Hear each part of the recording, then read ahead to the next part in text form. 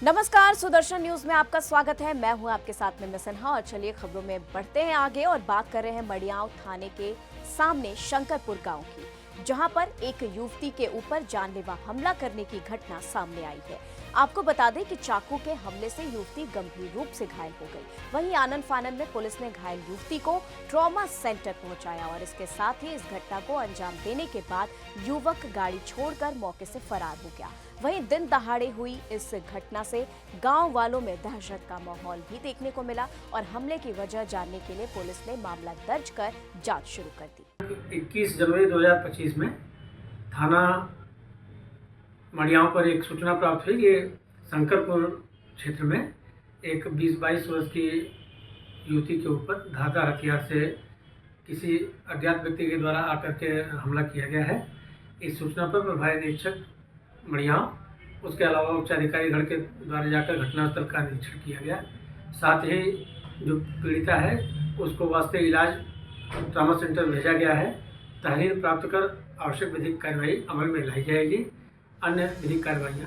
खबर उत्तर प्रदेश के मथुरा से, जहां पर मथुरा में मुस्लिम दंपत्ति मांस की तस्करी विश्राम घाट के पास करता नजर आया तो मौके से दोनों को पकड़ लिया गया। बता दें कि थाना कोतवाली के विश्राम घाट के पास गौ रक्षकों ने एक मुस्लिम दंपत्ति को 30 से 35 किलो मांस के साथ गिरफ्तार कर लिया और गौ रक्षक ने बताया है कि ये मांस गौ मांस है। इसके बाद उन्होंने इसकी सूचना इलाके में पुलिस को दी तो पुलिस दोनों पति पत्नी को थाने ले गई और गौ रक्षक ने जानकारी देते हुए बताया कि 7 दिन पहले उन्होंने इस महिला की रेखी लगाई थी। ये एक मुस्लिम महिला है जो अपने पति के साथ गौ तस्करी करती है। उनके 3 बच्चे हैं और ये कोसी से मांस लाकर मथुरा के प्रतिबंधित क्षेत्र में इसका विक्रय करती है। वहीं कोसी से मांस लाकर ये दंपत्ति गोवर्धन चौराहे पर उतरता है और वहां से ई रिक्शा टेम्पो लेकर प्रतिबंधित क्षेत्र में आते हैं ताकि किसी को इन पर शक न हो और वहीं मांस को भी काट के थैले में रखकर लाते हैं। बताया जा रहा है कि ये दोनों मुस्लिम पति पत्नी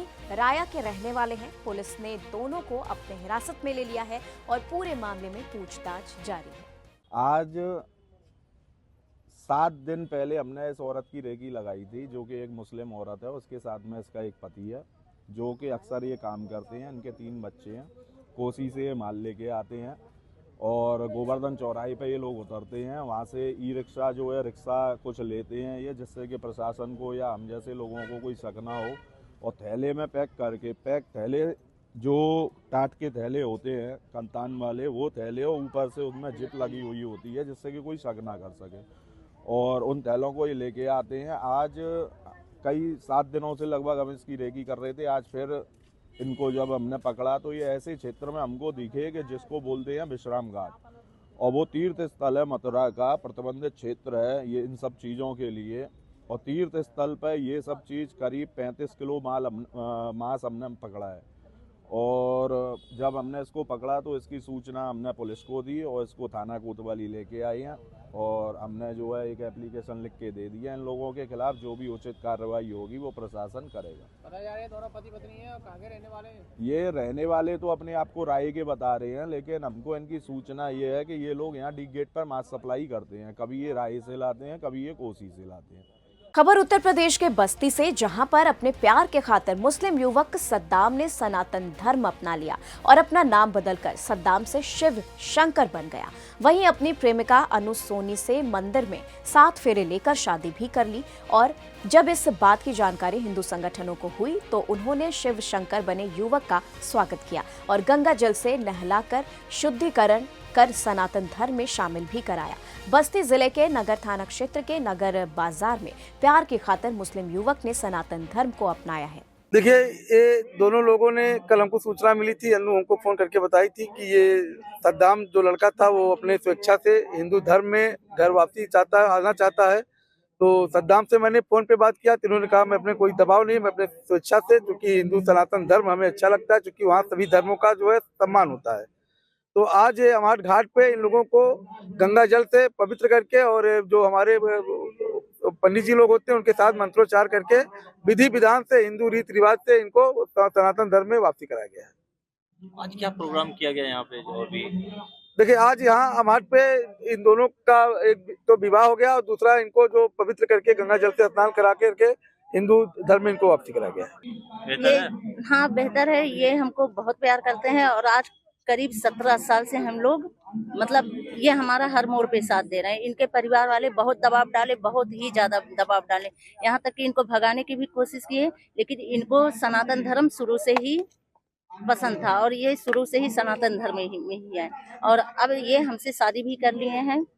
क्या समस्या आ रही थी? समस्या यही आ रही थी कि इसके परिवार वाले जैसे शिवशंकर के परिवार वाले इनको कई बार मारे पीटे भी, घर से भगाने की भी कोशिश किए।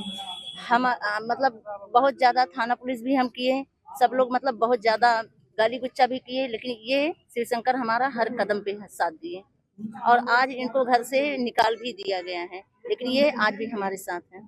तो आज क्या कार्यक्रम यहाँ पे हुआ है, किस तरीके से इनको यहाँ क्या कार्यक्रम हुआ आज इनके साथ? लोगों ने यहाँ शादी किया। जी क्या कार्यक्रम किया गया आज, मतलब आज इनको फिर धर्म परिवर्तन कराया गया?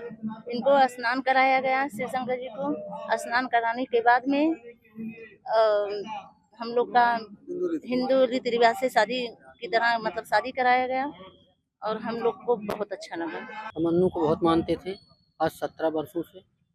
वो जो चीज़ वो कहती हैं मैं वो करता हूँ। अगर वो कहीं कि अपना धर्म बदल लो या ये कर दो, मैं हर चीज़ कर लेता हूँ।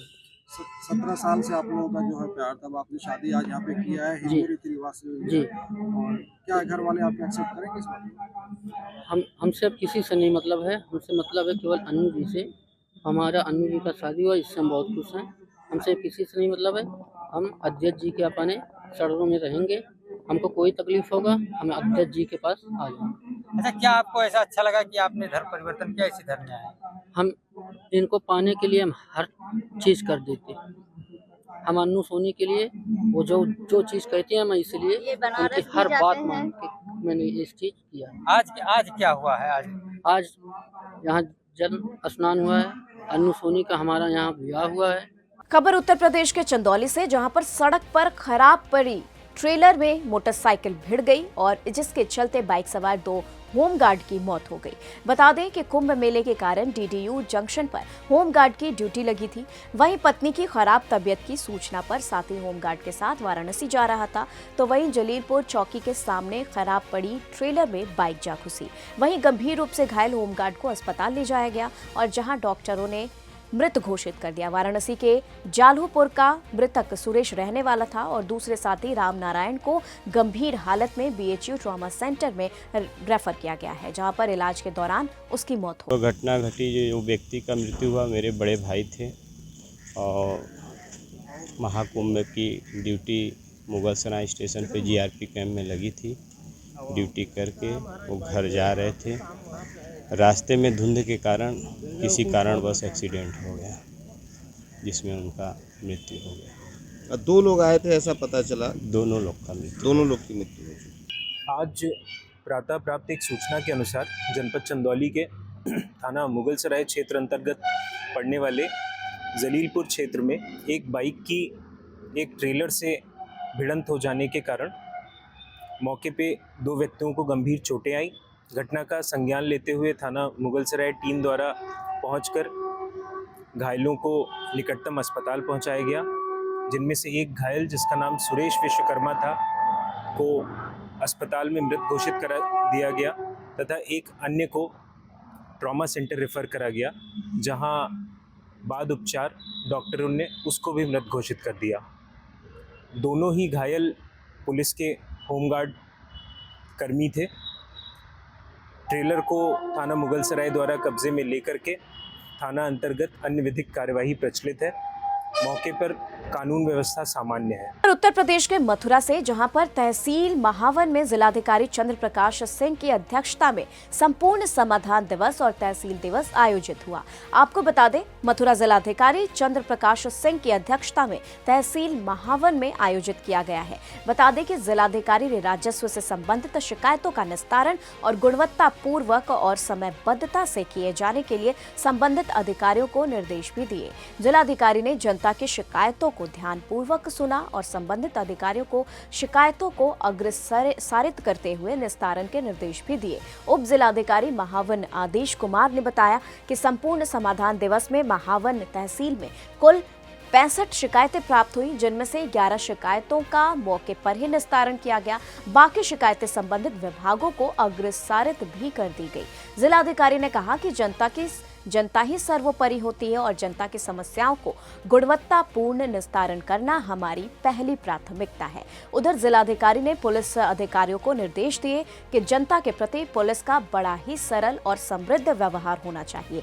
इस दौरान महावन तहसील दिवस में जिलाधिकारी चंद्र प्रकाश सिंह, वरिष्ठ पुलिस अधीक्षक उप महानिरीक्षक शैलेश कुमार पांडे, ज्वाइंट मजिस्ट्रेट रिंकू सिंह राही, उप जिलाधिकारी महावन आदेश कुमार, मुख्य चिकित्सा अधिकारी अजय कुमार वर्मा, क्षेत्राधिकारी धर्मेंद्र सिंह, तहसीलदार सुशील गुप्ता सहित समस्त जिला स्तरीय अधिकारी मौजूद रहे। बहुत सामान्य प्रवृत्ति की लोगों ने अपनी समस्याएं रखी हैं और उनका निराकरण कुछ का तो अभी आज ही हो जाएगा और कुछ के लिए टीम बनाई गई है और पूरा प्रयास रहेगा कि जो जनमानस हम लोगों के बीच में आता है उसकी पीड़ा को समझते हुए उनकी समस्याओं का हम लोग निराकरण करें। सर, किस प्रकार की समस्याएं रही ज़्यादातर? आप सभी जानते हैं, बिजली में 2 लोग आए थे कि उनका बिल माफ़ कर दिया जाए। कुछ लोग आए थे कि उनके परमानेंट खाद के गड्ढों पे निर्माण है, तो जांच की गई तो पता चला एक में तो ऑलरेडी हटाया जा चुका है, एक में मुकदमा चल रहा है। एक अभी आए थे जिनका उच्च न्यायालय में एक मुकदमा चल रहा है, भाइयों का बंटवारा है। एक और लोग आए थे जिनका 2 भाइयों का ही आपस में बंटवारा है। तो आप जानते हैं मथुरा में इस तरीके की समस्याएं अक्सर होती हैं जो आपस में भाइयों की हैं। अब बैठ करके उसको आपसी संवाद से भी निपटाया जाएगा।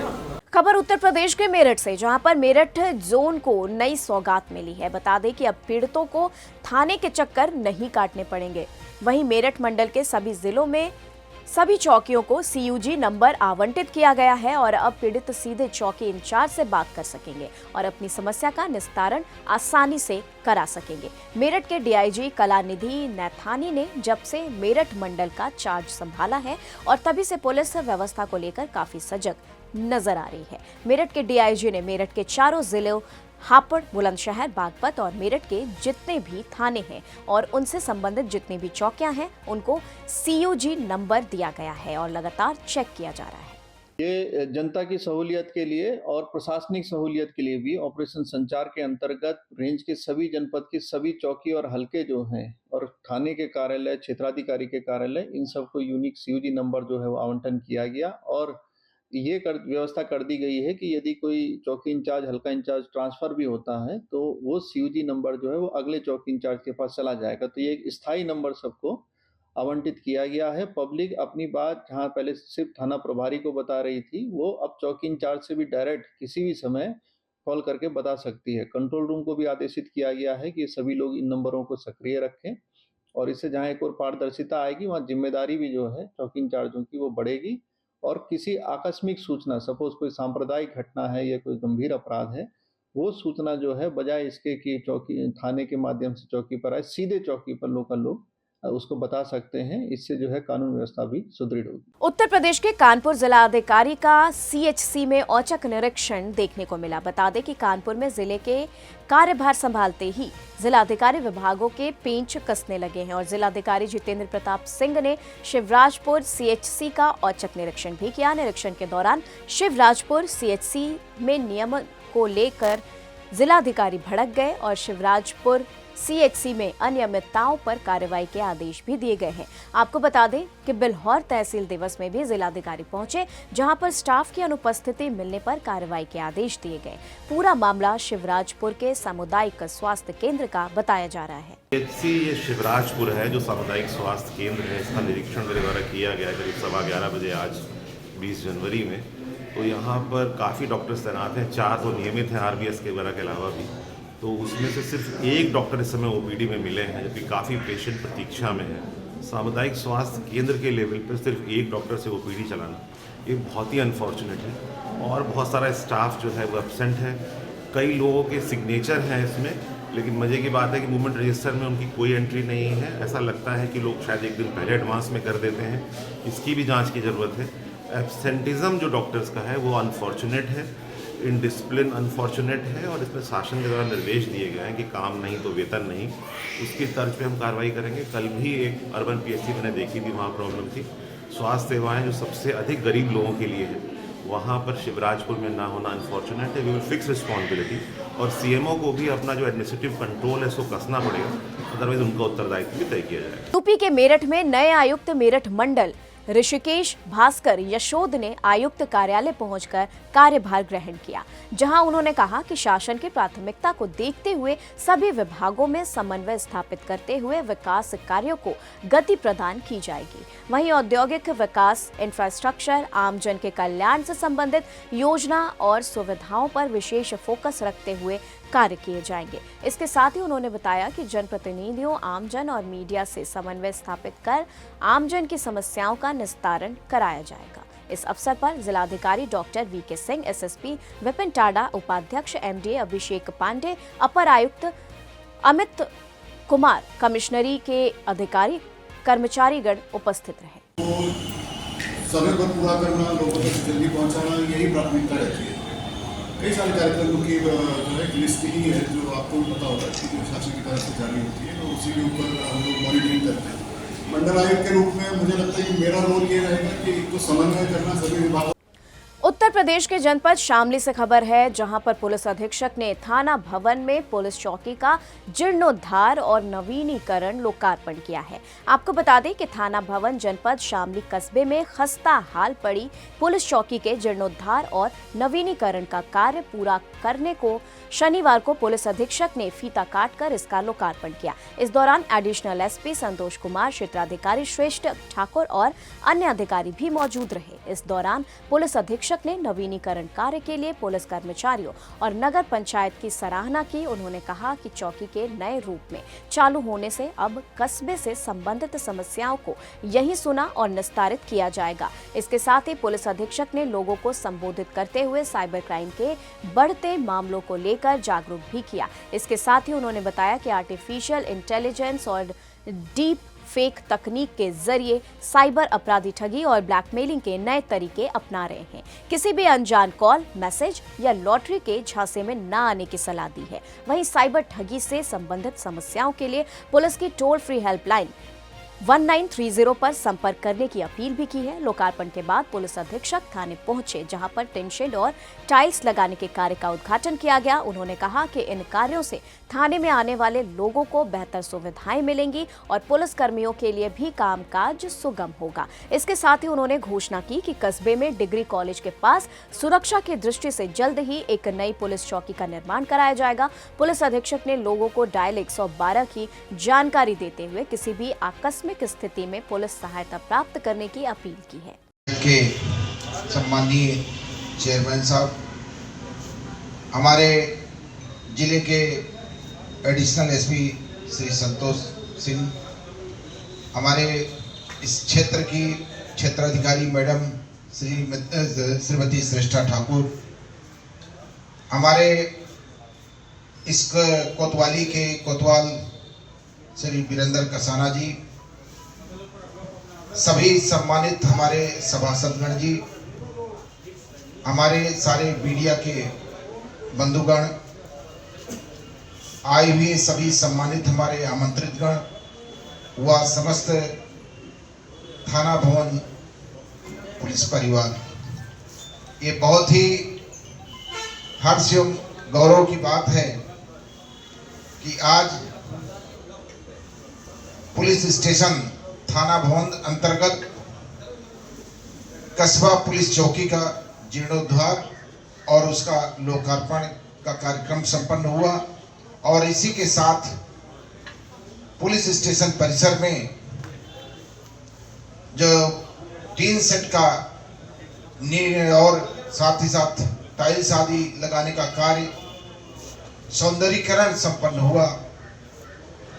इसके लिए संबंधित सभी एजेंसीज को, अपने ईओ साहब को, अपने सभी सभासदगण को, चेयरमैन साहब को मैं बहुत बहुत बधाई देता हूं और साथ ही जो हमारे आए हुए सम्मानित अतिथिगण हैं उनका भी जो इस पुलिस स्टेशन के सौंदर्यीकरण में योगदान रहा, वो भी बधाई के पात्र हैं। निश्चित रूप से जन समस्याओं के निराकरण में जो आपका ये हाल तैयार हुआ है, टीन सेट तैयार हुआ है, आम नागरिकों को निश्चित रूप से सुगमता होगी। यहाँ बैठ करके अच्छे तरीके से अपनी समस्या को पुलिस को अवगत करा सकते हैं। यहाँ खबर बिहार के गया से, जहां पर पूर्व मुख्यमंत्री हम पार्टी के संरक्षक लघु सूक्ष्म और मध्यम विभाग के केंद्रीय मंत्री जीतन राम मांझी ने गोदावरी गया स्थित अपने आवास पर एक सवाल के जवाब में बताया कि राहुल गांधी ने जो बिहार के जनगणना के बारे में सवाल उठाया है वो बेबुनियादी है और कहा कि उन्हें कैसा सर्वे चाहिए। बिहार के मुख्यमंत्री नीतीश कुमार, जो बिहार में जनगणना कराई गई है, जहां भी सभी तबके के लोगों को, ग्राउंड लेवल के कार्यकर्ताओं को पंचायत प्रतिनिधियों के माध्यम से साफ सुथरा जनगणना कराई गई है। आगे क्या कुछ कहा है उन्होंने, देखिए। संजय गांधी ने जो बिहार के जातीय जनगणना की बात आई है उस पर उन्होंने सवाल उठाया है। मैं समझता हूँ कि वो अनुभवहीन आदमी, कैसा अवसर भी होना चाहिए था। नीतीश कुमार जी ने सभी तबके के लोगों को, ग्राउंड लेवल के कार्यकर्ताओं को, पंचायत प्रतिनिधियों को लगा करके जो उचित सर्वे हो सकता है वो जातिगत सर्वे उन्होंने कराया है। और कराया ही नहीं है, जाति जनगणना सर्वे के आधार पर जिसकी जनसंख्या जितनी है उसके अनुपात में उसको लाभ देने का भी कार्रवाई कर दिया है।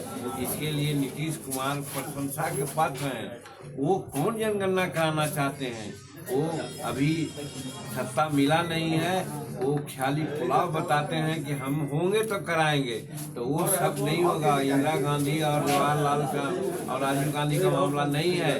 ये अपना जो हरकत कर रहे हैं उससे वो बाज आवे और तथ्यपरक बात को बोले तो बिहार भारत की जनता उनको समझेगी, नहीं तो अभी उनके बात को कोई महत्व नहीं देगा। सर, दिल्ली में भी आपको एक भी सीट नहीं मिली। आपने कल कहा है कि एनडीए को औकात दिखाएंगे। देखिए, आप लोग गलत बोलते हैं। औकात दिखाने की बात में क्या कहेंगे हम जब एनडीए के साथ हैं तो। हाँ, ये जरूर कहा है कि झारखंड में और दिल्ली में हमें नज़रअंदाज किया गया है। ये उचित बात नहीं है। एक घर के परिवार हैं तो अगर 4 रोटी है तो ये रोटी पर हमारा भी हक बनता है और वो हक नहीं दिए हैं तो हम क्या अपने गार्जियन से नहीं कर सकते हैं कि हमको हक नहीं दिया गया।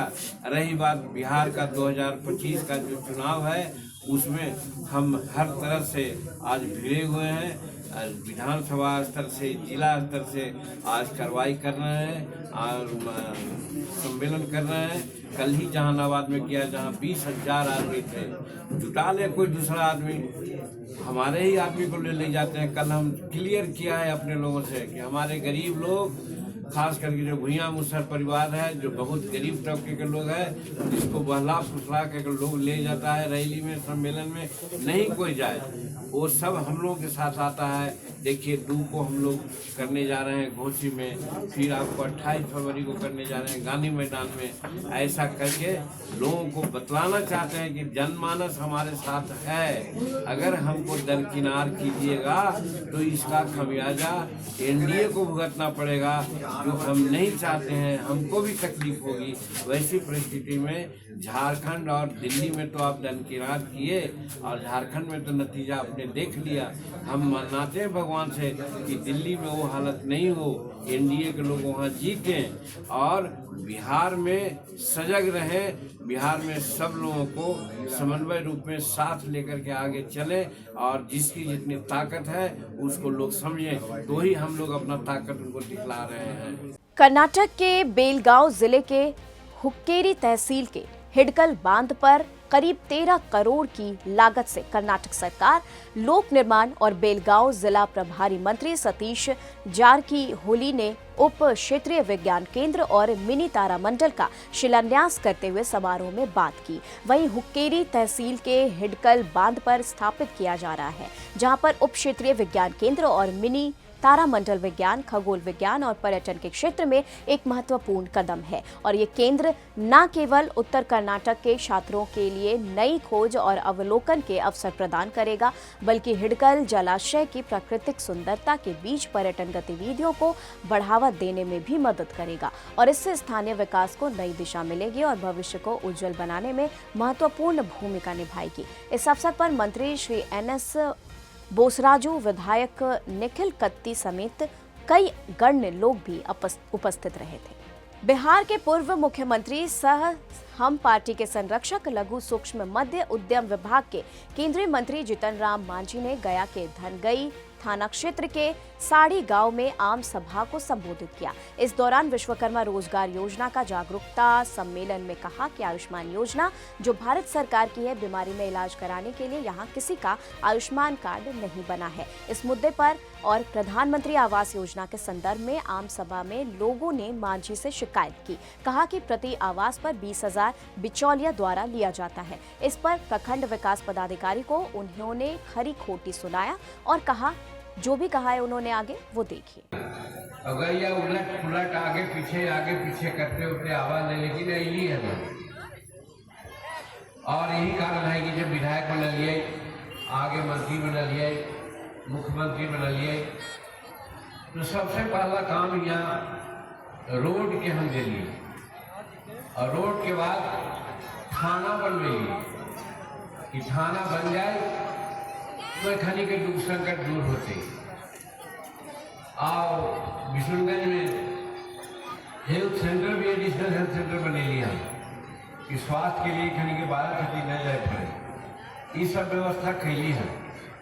और आज जब हम सांसद के रूप में हिए तो हनी के MP हम ये MP ज़्यादा समझे होते, सांसद हिंदी शब्द न समझे होते। तो जब हम यहाँ के MP हिए तो फिर घूरते फिरते यहाँ पर आवे का मौका मिलने है तो हम देख रहे हैं यहाँ के हालत और सब हालत के बाद एक चीज जरूर हम देख लिए इलाका में कि गरीबी है। गांव घर में नौजवान लोग करीब सब बाहर चल जाते हैं रोजगार में और ये रोजगार यहाँ पर करल चाहती भी उनका कोई बाजार न है, इन्हें छतरा उतरा ये सब बात समझ के हम धन्यवाद दे नरेंद्र भाई मोदी जी के। पहले ही विभाग हमारा मिललो हल तो हमारा लगलो हल कि कौन अलाई बलाई विभाग हमारा देने थी नहीं। तो जब हम पूछे जाए खलिए कि वो लोग कि हमारा कौन अलाई बलाई विभाग दे दिले हैं, तो जैसे ही 2 मीटर आगे पीछे हलिए तो काल की मांझी जी थोड़ा हम अपना विजन के विभाग यानी सपना के विभाग दिलिए हैं कि तू करा मनवा में ही होता है कि ये गरीब घर के आदमी जाना थी कि हमें गरीब घर के लड़का ये बच्चा ही है, अरे आप तो बच्चा नहीं है तो बुढ़वा हो गई। चलिए फिलहाल के लिए खबरों में बस इतना ही, लेकिन देश दुनिया की तमाम खबरों के लिए आप देखते रहे सुदर्शन न्यूज। जय हिंद।